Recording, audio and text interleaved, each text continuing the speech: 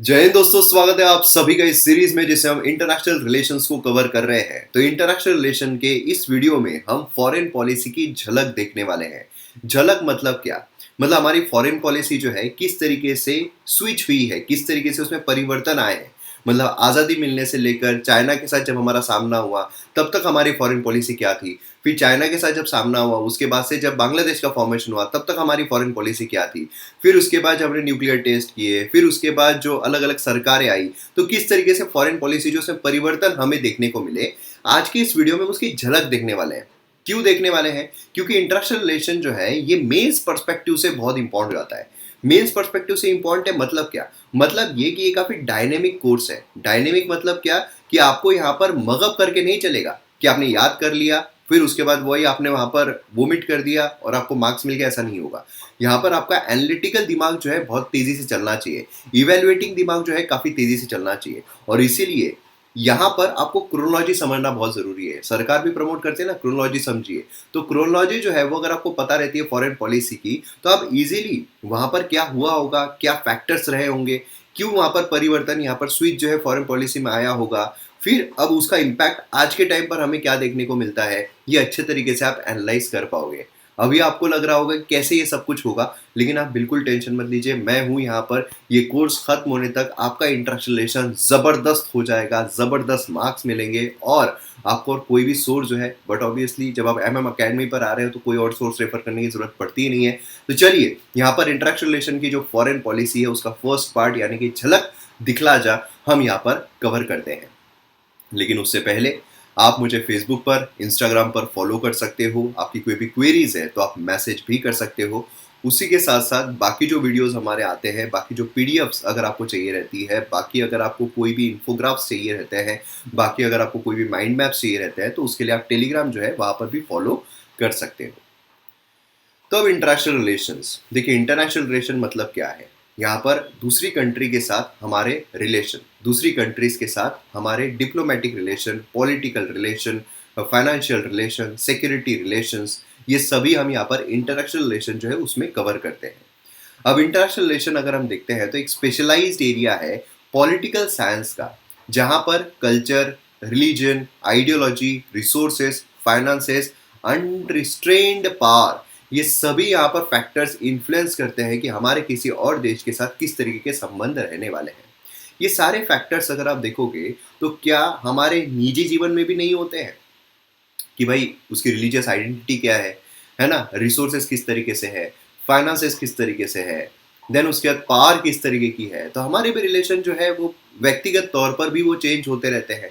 तो यहाँ पर तो उसी का, जैसे कहा जाता है ना कि जो एक इंसान होता है, एक इंडिविजुअल होता है, उसी का एक्सटेंडेड वर्जन एक स्टेट होता है, मतलब एक कंट्री होती है। उसी तरीके से इंटरनेशनल रिलेशन में भी एक इंडिविजुअल, व्यक्तिगत जो रिश्ते होते हैं, उसी का एक्सटेंडेड वर्जन जो है वो हमें इंटरनेशनल रिलेशन के फॉर्म में देखने को मिलता है। इसीलिए आपने व्यक्तिगत चीज़ों को, व्यक्तिगत रिलेशंस को अच्छे तरीके से समझ लिया, एनालिसिस कर लिया, अपने आप उसका एक्सटेंडेड वर्जन मतलब जो देशांतर यहाँ पर हमें जो रिलेशन देखने को मिलते हैं वो भी आप इजीली समझ जाओगे। अब देखिए यहाँ पर अगर आप देखोगे तो मेन चीज़ क्या होती है? मेन चीज़ यहाँ पर होती है सर्वाइवल ऑफ द फिटेस्ट। जो यहाँ पर सर्वाइव कर लेगा, जो यहाँ पर फिट रहेगा। फिट कैसे रहेगा? कोई भी व्यक्ति, अगर हम व्यक्तिगत तौर पर भी देखें तो कोई भी एक व्यक्ति जो है वो फिटेस्ट कैसे हम बोलेंगे? वो मेंटली स्ट्रांग रहना चाहिए, वो इमोशनली स्ट्रांग रहना चाहिए, फिजिकली स्ट्रांग रहना चाहिए, फाइनेंशियली स्ट्रांग रहना चाहिए। तब जाकर हम बोलेंगे हाँ भाई ये जो है ये फिटेस्ट है और ये किसी भी तरीके से सर्वाइव कर लेगा, कोई भी कंडीशन आ जाए इस पर वो सर्वाइव कर लेगा।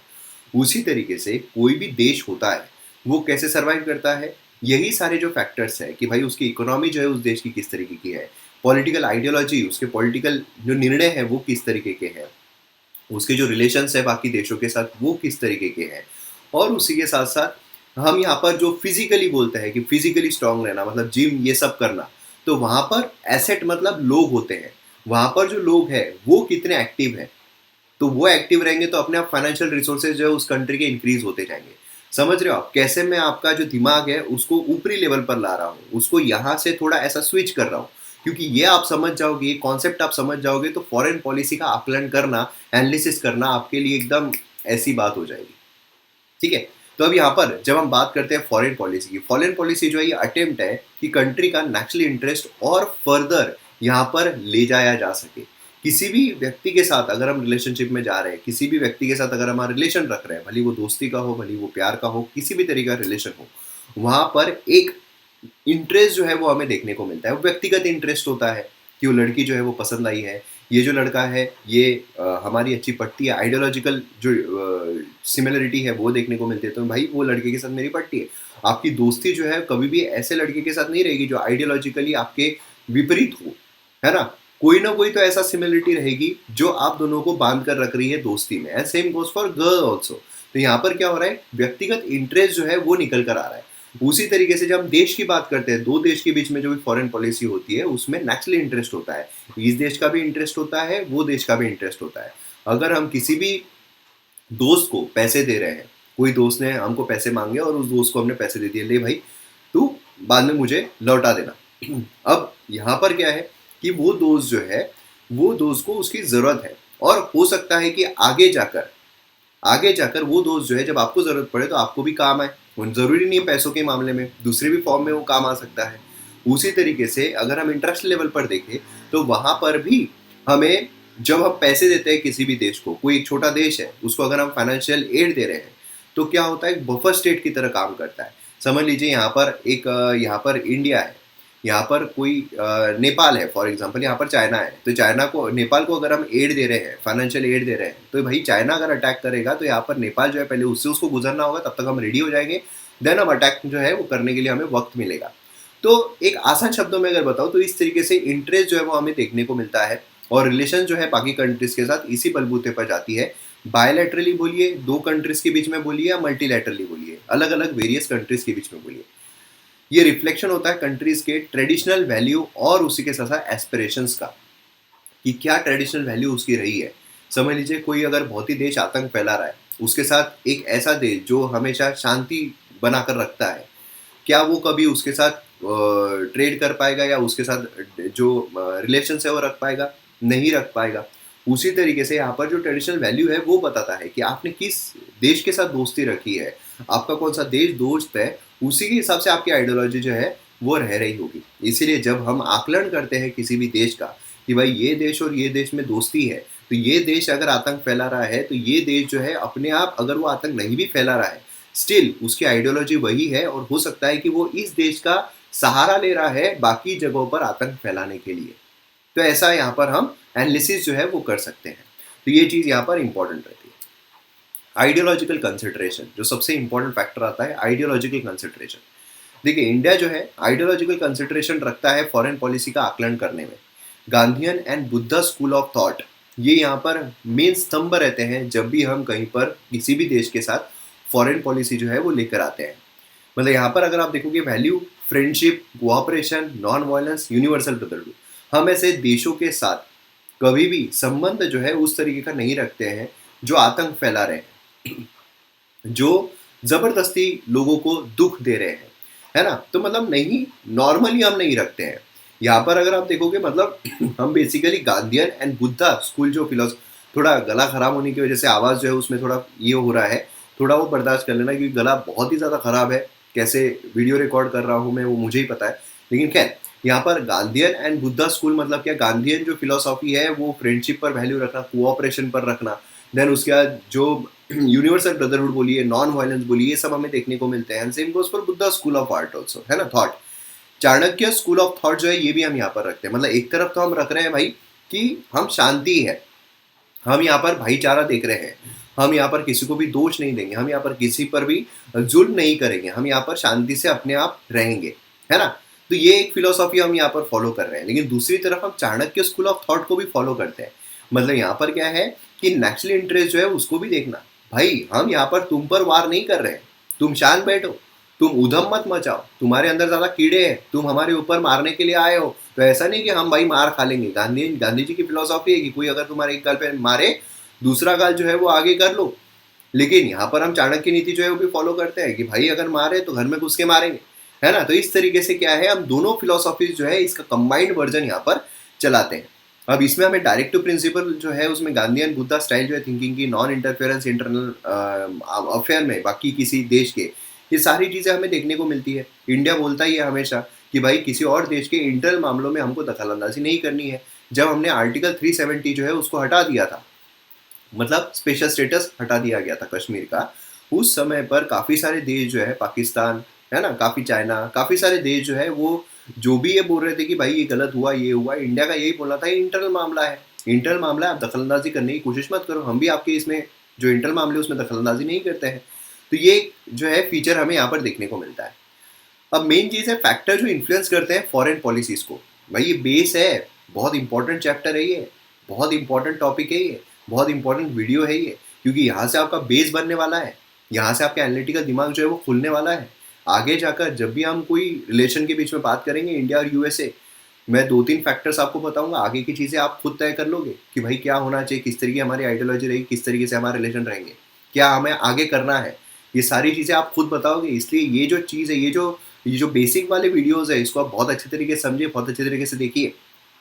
तो क्या क्या फैक्टर्स इन्फ्लुएंस करते हैं, मतलब फैक्टर जो इन्फ्लुएंस कर रहे हैं इसका मतलब क्या है, हमें कौन से फैक्टर्स पर जज करना है दो कंट्रीज के बीच के रिलेशंस। आप अगर आगे जाकर एक इंडियन फॉरेन सर्विस में जाते हो तो आपको ये देखना पड़ेगा भाई कौन से देश के साथ हमारे रिलेशन बरकरार रखने हैं, तो आप कौन से फैक्टर्स देखोगे, कौन सी चीज़ें देखोगे। तो सबसे पहले आता है geography, location, size, international boundaries. भाई उसका लोकेशन कहाँ है, उसका साइज क्या है। समझ लो अगर लोकेशन जो एकदम इंडिया को लग के है, बहुत इंपॉर्टेंट हो गया भाई, कितना भी छोट, फिर उसका साइज जो है कितना भी छोटा क्यों ना हो मैटर नहीं करता है। उसकी इंटरनेशनल बाउंड्रीज जो किसी से भी लग रही हो मैटर नहीं करता है। लेकिन अगर लोकेशन उसका इंडिया के एकदम क्लोज है, बहुत इंपॉर्टेंट है, या फिर इंडिया के वो जगहों पर है जो स्ट्रेटेजिकली काफ़ी इंपॉर्टेंट है, तो बहुत इंपॉर्टेंट हो गया, तो लोकेशन इंपॉर्टेंट है। दूसरा ठीक है, लोकेशन बहुत दूर है यूएसए, बहुत दूर है इंडिया से, तो साइज मैटर करता है भाई, साइज जो है वो अच्छा खासा है, उसकी इंटरनेशनल बाउंड्री जो है भली मैटर ना करती हो, लेकिन यहाँ पर साइज जो है वो मैटर करता है ना। देन उसके बाद कुछ ऐसी कंट्रीज होती है जिसकी इंटरनेशनल बाउंड्रीज जो है मैटर करती है, तो ये जो है जोग्राफिकल फैक्टर हो गया। देन आता है इकोनॉमिक रिसोर्सेज, कि भाई अगर देश जो है बहुत छोटा हो, उसकी बहुत दूर हो, भले वो साइज में छोटा हो, भले उसकी इंटरनेशनल बाउंड्रीज हमारे लिए कोई मायने नहीं रखती है, लेकिन अगर इकोनॉमिक रिसोर्सेज उसके पास बहुत अच्छे हैं, अगर हमारी रिक्वायरमेंट बहुत ज़रूरी है, तो फिर हमें उस देश के साथ अच्छे डिप्लोमेटिक रिलेशन रखने ही पड़ेंगे, है ना। स्ट्रेटेजिक प्रायोरिटीज, जैसे मैंने आपको कहा कि कोई ऐसे देश होते हैं जहाँ पर जो स्ट्रेटेजिकली बहुत इंपॉर्टेंट होते हैं, जैसे ईरान जो है वो देश स्ट्रेटेजिकली बहुत इंपॉर्टेंट है, इसलिए उसके साथ रिलेशन रखना है, क्योंकि स्ट्रेट ऑफ हॉर्मोज वहाँ पर हमें देखने को मिलता है, तो उसके साथ अच्छे रिलेशन रखेंगे तो अपने आप चीज़ें जो है वो बेहतर होती जाएगी। देन उसके बाद डोमेस्टिक पॉलिटिकल सिचुएशन, उसमें डोमेस्टिक जो पॉलिटिकल सिचुएशन है वो किस तरीके की चल रही है, वहाँ पर कौन सी सरकार है, वो सरकार की आइडियोलॉजी क्या है, वो किस चीज़ को प्रमोट कर रही है।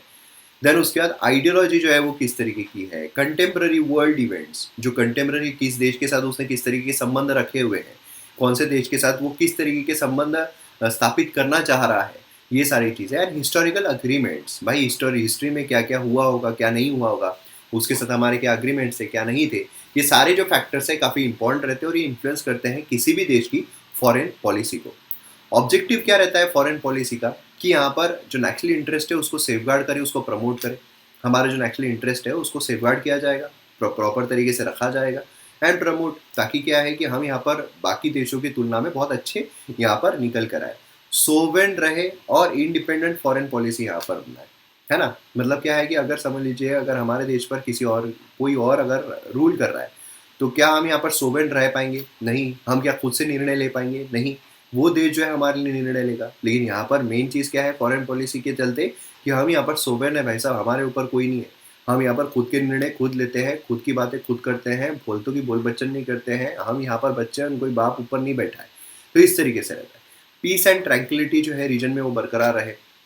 अगर हम डिप्लोमेटिक रिलेशन स्थापित नहीं करते हैं तो हो सकता है कि अटैक वटैक ये सब हो जाए, तो पीस ये बरकरार रहता है। और अगर किसी भी देश से खतरा है, यहाँ पर हमारा देश है, किसी और देश से हमको खतरा है, हमने इस देश के साथ जो बहुत पावरफुल है उसके साथ अगर संबंध बना लिए तो ये अपने आप शांत हो जाएगा, है ना। सपोर्ट स्ट्रगल्स फॉर डीकॉलोनाइजेशन, ये जो है इसके लिए भी फॉर आपको पता चलेगा कैसे जो फॉरेन पॉलिसी हमारी इवेंचुअली निकल कर आई है, तो कैसे डीकॉलोनाइजेशन, जो कॉलोनीज बनाई थी यूके ने, उसको कैसे हमने डीकॉलोनाइजेशन के लिए किया।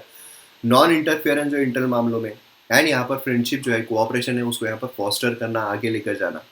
सिक्योरिटी और प्रोटेक्ट जो है नेशनल इंटीग्रिटी के लिए, वो यहाँ पर प्रोवाइड करना। तो ये सारे ऑब्जेक्टिव्स होते हैं फॉरेन पॉलिसी के। अब यहाँ पर हम बात करते हैं प्री इंडिपेंडेंस डेज में हमारी फॉरेन पॉलिसी जो है किस तरीके की रही थी।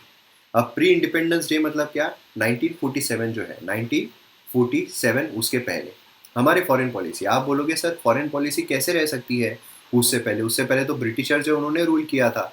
हाँ, तो ब्रिटिशर जो उन्होंने तो फॉरेन पॉलिसी यहाँ पर अपनाई थी, उनकी भी तो पॉलिसी रही थी कि कैसे यहाँ पर इंडिया जो है उसकी यहाँ पर पॉलिसी रहेगी। लेकिन उसी के साथ साथ कुछ साल बीतने के बाद ऐसा भी वक्त आया जहाँ पर ब्रिटिशर जो है स्टिल रूल कर रहे थे, लेकिन हम यहाँ पर हमारी फॉरेन पॉलिसी जो है उस पर टिप्पणियाँ कर रहे थे या उस पर हम डिसीजंस ले रहे थे। कैसे, आगे पता चलेगा। तो यहाँ पर इवोल्यूशन जो है इंडिया की फॉरेन पॉलिसी का वो ट्रेस किया जा सकता है कॉलोनियल डेज से, है ना। मतलब कॉलोनाइज नेशन था, लेकिन स्टिल यहाँ पर जो लीडर्स थे फ्रीडम मूवमेंट के, उन्होंने फाउंडेशन रखा था फ्री इंडियाज फॉरेन पॉलिसी का। फ्री इंडियाज फॉरेन पॉलिसी कि भाई यहाँ पर ब्रिटिशर्स का रूल जरूर है, ब्रिटिशर्स यहाँ पर राज कर रहे हैं इंडिया पर, लेकिन अभी भी फॉरेन पॉलिसी जो है वो हम यहाँ पर तय करेंगे। कैसे पता चलता है? 1885 में क्या होता है, इंडियन नेशनल कांग्रेस जो है वो यहाँ पर फॉर्म होती है। इंडियन नेशनल कांग्रेस जो है वो आते ही यहाँ पर क्या करती है भाई, डिनाउंस कर देती है एनेक्सेशन ऑफ अपर बर्मा। हमने मॉडर्न हिस्ट्री जो उसमें देखा हुआ है कैसे अपर बर्मा जो है उसका डिनाउंस कर देती है, नहीं भाई ये नहीं हो पाएगा, है ना। ब्रिटिश इंडिया जो है against the principle of colonialism in principle. तो इस तरीके से मतलब ये जो चीज़ें हैं, तो मतलब बेसिकली क्या है, उन्हीं की नीति उन पर कि भाई तुमको नहीं चाहिए ना, तुम ऐसा चाहते हो ना कि नहीं भाई ऐसा रूल वूल नहीं, काय को फिर दूसरे इस पर ये कर रहे हो, है ना। इंडिया के मैन और रिसोर्सेस लेकर आप यहाँ पर एनेक्सेशन जो अपर बर्मा पे ये कर रहे हो, इंडिया के ही साथीदार लेकर अपर बर्मा जो उस पर कब्जा करने की कोशिश कर रहे हो, एनेक्सेशन कर रहे हो, ये नहीं हो पाएगा, ये नहीं करना चाहिए। देन उसके बाद आता है 1892, वहाँ पर इंडियन नेशनल कांग्रेस जो उसने वर्ल्ड को दिखाया कि वो खुद को ब्रिटिश पॉलिसी से डिसोसिएट रखता है। जो ब्रिटिश इंडिया बोल रहा है, ब्रिटिश जो इंडिया पर शासन कर रहा है, वो जो यहाँ पर बोल रहा है हम उससे अलग है।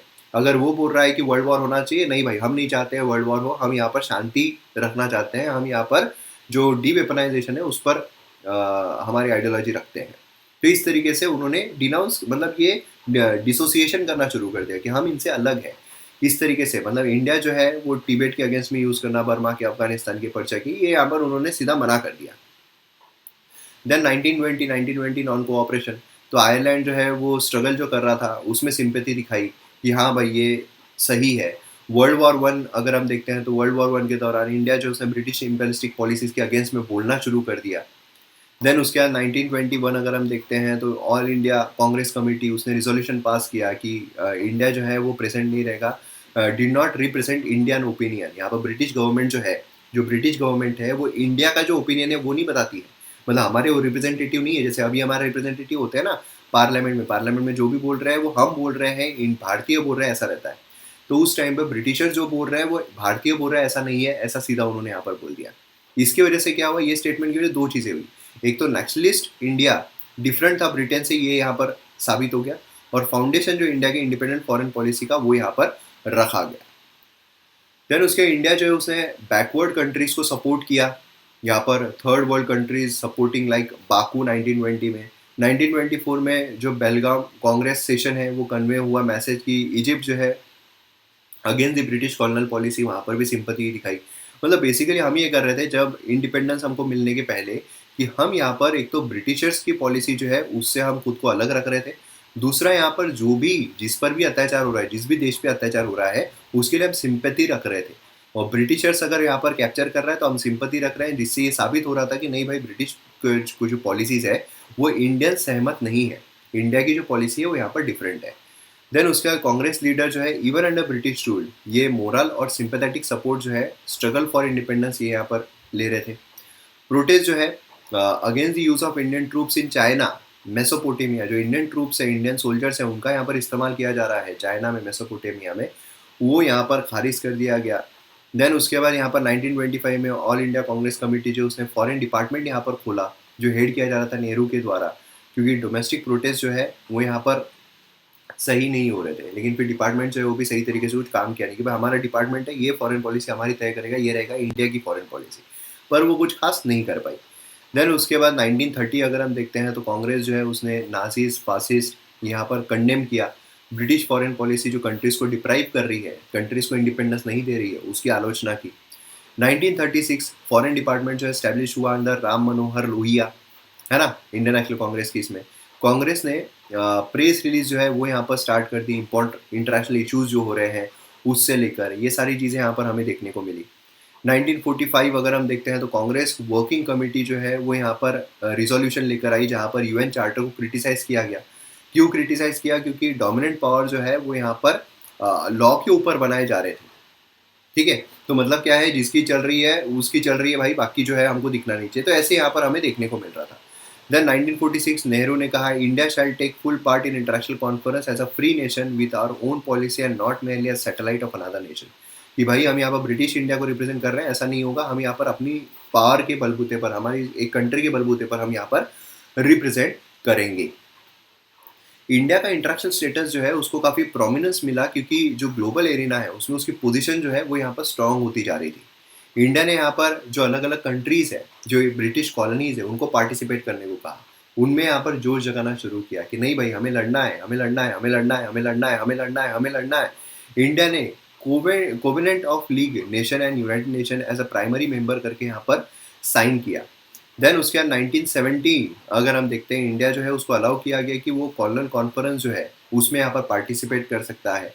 मतलब क्या हुआ कि इंडिया की जो फॉरेन पॉलिसी थी जिसमें वो काफ़ी वोकल थे, जिसमें वो सीधा बताते थे कि भाई देखो हमारा ऐसा है, हमको ऐसे ऐसे रहना है, ये करना है, वो सीधा अब यहाँ पर लोगों तक पहुँच रहा था। तो अब ब्रिटिशर जो है वो भी इसमें थोड़े दब रहे थे।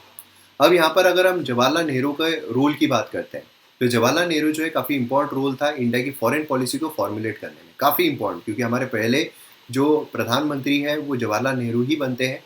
तो अब यहाँ पर इनकी जो भी फॉरेन पॉलिसी रही थी, जब हमें आज़ादी मिली उसके बाद से जो फॉरेन पॉलिसी रही थी उसमें इनका काफ़ी योगदान रहा है।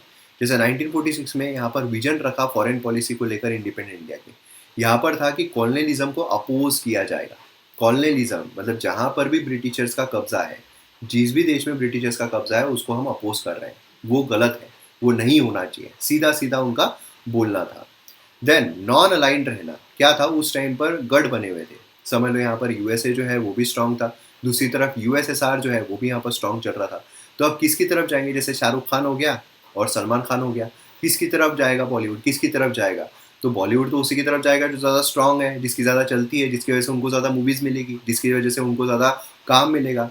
सेम यहाँ भी वैसे ही हो रहा था। वो कंट्रीज जिनको इसकी वजह से ज़्यादा फायदा हो रहा हो, मतलब यूएसए अगर ज़्यादा उनको पैसा ला के देगा, रेवेन्यू जनरेशन कराएगा, सपोर्ट देगा कि उन पर कोई अगर अटैक कर रहा है तो यूएसए सपोर्ट करेगा, तो यूएसए की तरफ जाएंगे। सेम यूएसएसआर अगर कर रहा है तो यूएसएसआर की तरफ जाएंगे।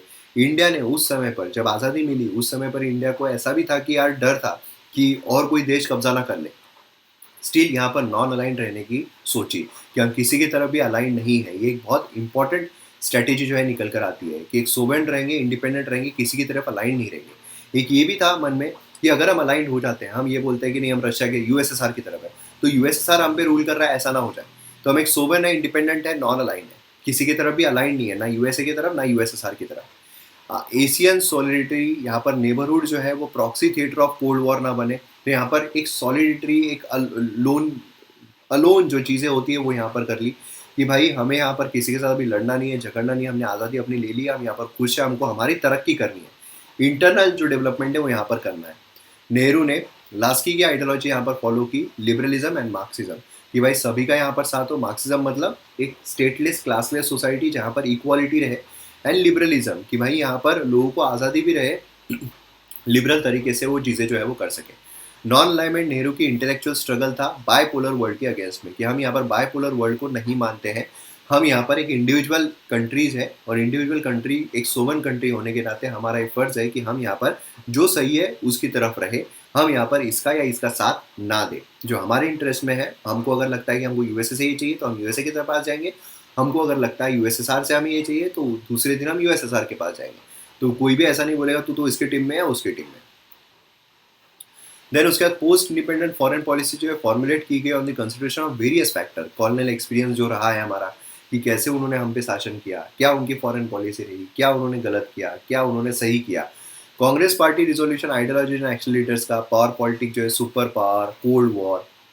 देन उसके बाद यहाँ पर नेशनल इंटरेस्ट ऑब्जेक्टिव जो थे हमारे, हमें जो ग्रोथ यहाँ पर चाहिए थी वो अचीव करने के लिए इंटरनेशनल पीस, क्योंकि हम यहाँ पर नॉन वायलेंस अच्छे से प्रमोट कर चुके थे। पूरी दुनिया को पता चल चुका था कि भाई यहाँ पर ये गांधी का देश है, यहाँ पर वायलेंस जो है वो नहीं चलता है। वायलेंस नहीं चलता है तो भाई उस पर मार का कोई मतलब ही नहीं है। तो इंटरनेशनल पीस जो है मतलब उसमें डी वेपनाइजेशन भी आता है, काफ़ी प्रमोट किया गया था कि वेपन जो है वो नहीं रहना चाहिए, डी वेपनाइजेशन जो है वो यहाँ पर होना चाहिए। फ्रेंडली रिलेशन जो है कंट्रीज के साथ वो हमने यहाँ पर स्थापित करने चाहिए। अब फेजेस जो है इंडिया के फॉरेन पॉलिसी के कुछ इस तरीके के हैं कि 1945 से लेकर 62, क्योंकि 62 में होता है चाइना के साथ वॉर, फिर 62 से चेंज होती है 71, 71 में होता है पाकिस्तान के साथ, मतलब यहाँ पर बांग्लादेश बेसिकली उसको आज़ादी मिलती है। देन 71 से 91 तक, देन 91 से 2012-14 तक, फिर उसके बाद जो है वो 2012 से नई 2014 से नई सरकार बनती है। नई सरकार जो है वो रहती है 2024। तो मतलब बेसिकली क्या है कि यहाँ पर वो कंटेम्प्रेरी डेवलपमेंट्स में आ जाएगा। तो कंटेम्प्रेरी डेवलपमेंट्स मतलब वहाँ से अब जो आइडियोलॉजी है वो तो एक ही रहेगी, लेकिन जो रिलेशन है हमारे वो चेंज होते रहेंगे। कैसे चेंज होते हैं वो कंटेम्प्रेरी टॉपिक्स में, डायनेमिक टॉपिक में वो गिना जाएगा। तो अब यहाँ पर अगर हम बात करें 45 से 62, मैंने जैसे आपको पहले ही कहा, ये एक ओवरव्यू देख रहे हैं डिटेल में। सभी प्रधानमंत्री जितने भी हमें प्रधानमंत्री नजर आ रहे हैं उनकी क्या फॉरेन पॉलिसी डिटेल में रही है वो सभी हम समझेंगे, लेकिन यहाँ पर अगर हम बात करें तो एक ओवरव्यू देख रहे हैं जिससे कि आपको एक क्रोनोलॉजी समझ में आ जाए। 45 से 62 अगर हम देखते तो सबसे मेन मोटिव था हमारी इकोनॉमी को बिल्ड करना है, हमारी इंटीग्रिटी जो है उसको बिल्ड करना है ना। हमारी इकोनॉमी पहली धसी हुई है, इंटीग्रिटी यहाँ पर सही तरीके के नहीं है, तो कोल्ड वॉर पॉलिटिक्स जो है उसको भी सही तरीके से टैकल करना है। नॉन अलाइनमेंट ये हमने यहाँ पर फॉलो किया। थर्ड वर्ल्ड सॉलिडिटी ये हमने यहाँ पर ये किया कि नहीं भाई हमको यहाँ पर किसी भी देश को ज्वाइन नहीं होना है, और डीकॉलोनाइजेशन यहाँ पर होना चाहिए। पहले तो हमारा ये मकसद है भाई कि ये कंट्री छोड़ो, पहले तो जो कंट्री ब्रिटिशर्स के अंडर में है उसको पहले धो, उसको पहले निकालो, वो कंट्री को बाहर निकालो, उसको आज़ादी दो। सक्सेसफुल डिप्लोमेसी जो है कोरिया में, वियतनाम में, स्विस कैनाल, हंगेरी, ये सब देखने को मिलती है। अंडरस्टैंडिंग जो है डैमेज हो गई 1962 में जब हमारी डिफीट हुई, जब हमारी हार हुई, चाइना के साथ हमारी हार हुई।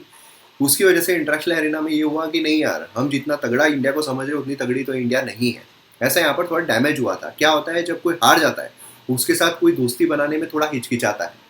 देन उसका 62 से 72 थोड़ा स्विच हमें देखने को मिला इंडिया ने, क्योंकि हमारे प्रधानमंत्री जो है कुछ ही सालों बाद, 62 के कुछ सालों बाद हमारे प्रधानमंत्री जो है उनमें भी परिवर्तन हमें देखने को मिलता है। इंडिया ने प्रेगमेटिक चॉइस यहाँ पर किया, रियलिज्म और रिकवरी शुरू हो गई। फोकस शिफ्ट हुआ नॉन अलाइनमेंट डिप्लोमेसी से नेशनल सिक्योरिटी पर, कि भाई यहाँ पर नॉन अलाइनमेंट हम दूसरों को आज़ादी दिलाते ले जाते फिर से ना हम पे कोई हुकूमत करने लग जाए, फिर से हम पर कोई शासन ना करने लग जाए, इसलिए नॉन अलाइनमेंट वो तो ठीक है, छोड़ो अभी नॉन अलाइनमेंट ये सब, हमें यहाँ पर नेशनल इंटरेस्ट देखना पड़ेगा। हम यहाँ पर बोल रहे हैं हम किसी के भी साथ नहीं, किसी के भी साथ नहीं, किसी के भी साथ नहीं है। दूसरा हम पर अटैक कर लेगा, हम किसके पास जाएंगे, वो बोलेगा तुम हमारे साथ नहीं है, वो बोलेगा तुम हमारे साथ नहीं है, तो मदद किससे मांगेंगे। नेशनल सिक्योरिटी, नेशनल इंटरेस्ट ये देखना भी यहाँ पर बहुत ज़रूरी है।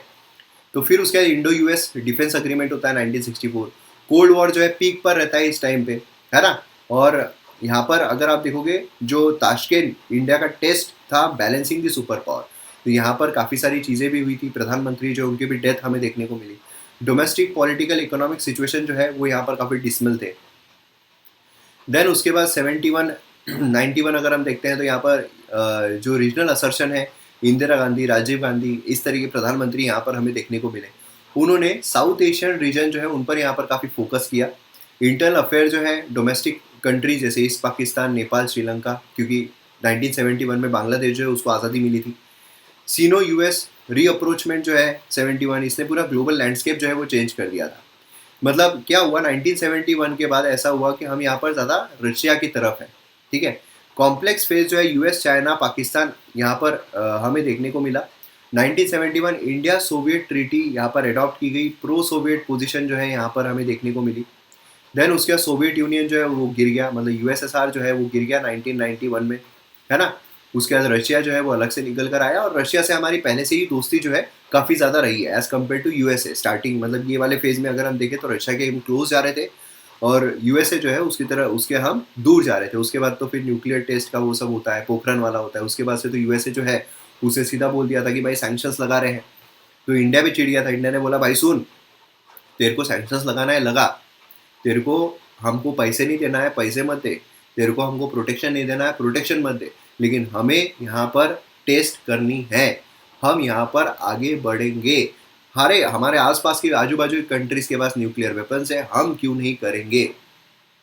यूएसए बोला वाह क्या ज़बरदस्त चीज़ है, बहुत ही ज़बरदस्त, आ रहे बेटा इधर, हम साथ देंगे, लेकिन तुमने जो अभी ये दिखाई है बहादुरी दिखाई जबरदस्त है। तो मतलब यूएसए जो है उसके भी तरफ हम यहाँ पर बेटर अप्रोच के साथ जो है वो बढ़ने लगे थे, क्योंकि उस टाइम भी यूएसए मतलब सबका बाप माना जाता था, इतना जबरदस्त यूएसए जो है उसने अपना ये बना कर रखा था। तो ये चीज़ जो है वो हमें यहाँ पर देखने को मिलती है।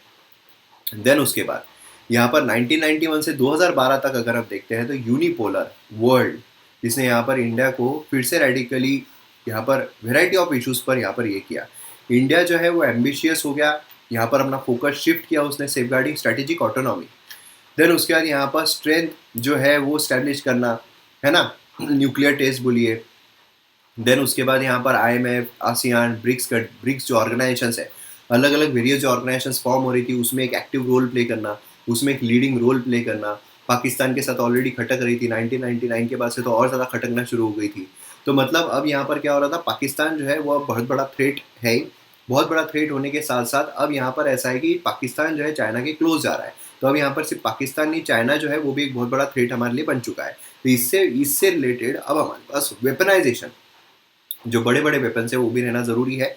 मतलब हम जो अब डी वेपनाइजेशन की तरफ ज़्यादा हमारा रुख था, अभी वेपनाइजेशन जो है वो हम कर रहे थे, लेकिन उसी के नो फर्स्ट यूज़ पॉलिसी भी थी कि हम यहाँ पर पहली बार यूज़ नहीं करेंगे भाई न्यूक्लियर वेपन। तुमने फोड़ा हम फोड़ेंगे, लेकिन तुमने जितने शिद्दत से फोड़ा उसके 10 गुना शिद्दत से हम फोड़ेंगे।